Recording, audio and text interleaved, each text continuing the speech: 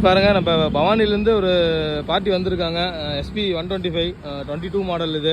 இப்போ டெலிவரி கொடுக்குறோம். அண்ணன் தான் கூட்டிகிட்டு வந்திருக்காரு. ஆல்ரெடி அண்ணன் நம்மகிட்ட 2 வண்டி எடுத்திருக்காரு. இப்போ சார்கிட்ட கேளுங்க வண்டி என்ன கண்டிஷனில் கொடுத்துருக்கோம் அப்படின்னு. சார் வண்டி எப்படி சார் இருக்குது? வண்டி நல்லா இருக்குங்க சார். வண்டி நான் ஃபஸ்ட்டு தடவை பார்த்த போது வண்டி ரொம்ப பிடிச்சி போச்சு. அதுக்கப்புறம் அவங்க பார்த்துட்டு வண்டி ஒரே ஒரு தடவை சர்வீஸ் பண்ணி கையில் கொடுத்தா வண்டி ஓட்டிட்டு போகிற நல்லா ஸ்மூத்தாக இருக்குது.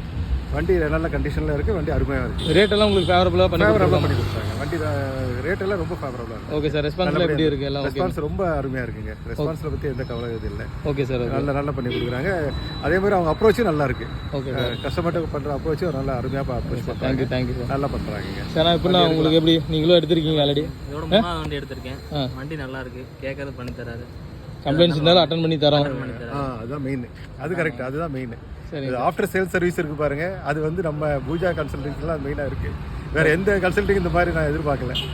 சரிங்க. After sale service